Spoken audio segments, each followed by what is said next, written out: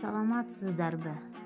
Бекмамат Осмонов атындагы Жалал-Абад мамлекеттик университети, Жалал-Абад колледжи, педагогикалык жана социалдык иштер бөлүмү, Манас таануу предмети, лекциялык сабак, окутуучу Төрөбекова Чолпонай Уламбековна. Сабактын темасы Жусуп Мамай, жазгыч манасчы. Сабактын максаты Залкар манасчынын өмүр баянын, чыгармачыл жолун билишет. Манасчынын Манас эпосун айтуудагы төкмөлүк аткаруучулук чеберчилигин, вариантынын өзгөчөлүгүнө байкоо жүргүзүшөт. Манас эпосун жазып алуу иштери боюнча маалыматка ээ болушат. Кылымдар бою Борбордук Азия элдеринен Евразия цивилизациясына руханий, тарыхый, маданият, искусство, адабият, архитектура жагына салымы өтө зор болуп келгенде, арасында кыргыз элинин салымы да өтө зор болуп келип, негизги өзгөчө орунда тирүүлөй айтылып келген океандай Манас Кыргыз Республикасынын баатыры, Тоогүлү сыйлыгынын 2 жолку ээси, Манас жана Ак Шумкар ордендеринин ээси Жусуп Мамай 1918 жылы Чыгыш Түркістандагы, азыркы Кытай Эл Республикасынын Шинжан Уйгур автоном районундагы Акчий ооданынын Меркеч айылында туулган. 7 жашынан кат тааныган. Анын агасы Балбай Мамай уулу Манас эпосуна кызыгып, аны чогултуп, кагазга түшүрүп жүргөн. Башка манасчыларда эле Жусуп Мамай да Манас айтып калышына аян берүү себеп болгондугун да белгилейт.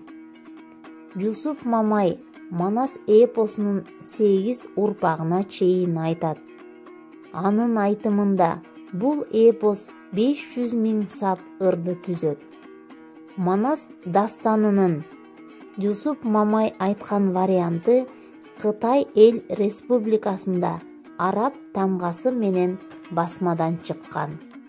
Мындан тышкары Көштүк, Мамеке Шопок, Көбөн, Толтой, Ажыбек Баатыр сыяктуу чакан дастандары да басмадан чыгарылган.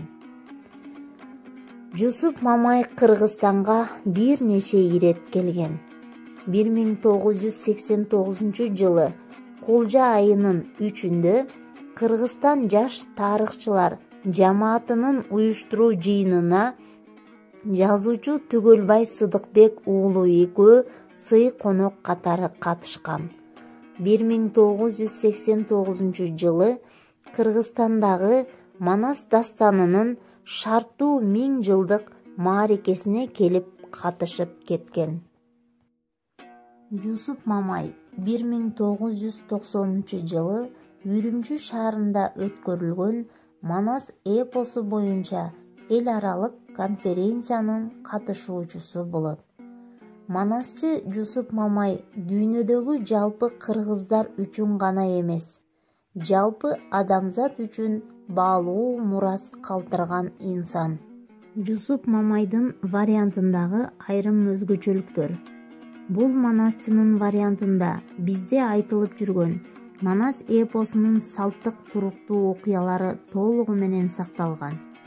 Бирок кээ бир өзгөчөлүктөрү жөнүндө да сөз кылууга болот. Жазгыч манасчы экендиги, Манасты 8 урпагына чейин айткандыгы, маданий куугунтукка алынгандыгы, Жусуп Мамайдын Манас вариантынын түрдүү тилдерге которулгандыгы. 1961 жылы Адабият көркөм өнөрчүлөр бирикмеси уюштурулуп, Жусуп Мамайдын айткан вариантын жаздыруу үчүн атайын топ түзүлүп, жарым жыл аралыгында 110 000 сап ыр кагазга түшүрүлөт. 1964-66 жылдар аралыгында толуктоо максатында экинчи ирет илимий экспедиция жиберилет. Бул сапар манасчыдан 196 миң сап ыр кагазга түшүрүлөт. Ал эми 1966 жылы Кытайда маданий революция саясаты башталгандыктан 1966 жылдан 78 жылдын ноябрь айына чейин Жусуп Мамай саясий куугунтукка туш болот. 1978 жылы декабрь айында Жусуп Мамай Бейжин шаарына чакыртылып, ушуну менен 3-чү сапар манасчынын вариантын кагазга түшүрүү иши колго алынат. Ал эми 1964 жылы жазылып алынган материалдардын ичинен Жусуп Мамайдын семетей гана бөлүгүнүн кол жазмасы калып, калганы дайынсыз табылбай калат. Кагазга түшүрүү иши 1983 жылга чейин жүргүзүлүп, аягына чыгат. Бул мезгил аралыгында Жусуп Мамайдын 18 томдон жана 200 миңден ашуун сап ырдан турган варианты толугу менен кагаз бетине жазылып алынат. 1984 жылы манасчынын варианты боюнча Манас бөлүгү китеп болуп араб арабинде жарык көрөт.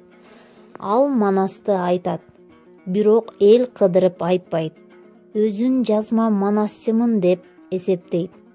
Жусуп Мамай кагазга Манастын 580 миң сабын түшүргөн. Сейтиден калган жерин тактап кошсо, анын билгени 600 миң ыр сабына жетет. Биринчи тапшырма. Жусуп Мамайдын варианты боюнча өзөк окуяларды жазгыла. Экинчи тапшырма. Молдусейит Мамбетакуновдун жана Артыкбай Сүйүндүковдун даректүү тасмасын көрүп, ой пикирлериңерди билдиргиле. Үчүнчү тапшырма. Манас менен Алмамбеттин достугун даңазалаган эпизоддордон цитата келтирип, комментарий жазгыла. Баарыңыздарга ийгилик.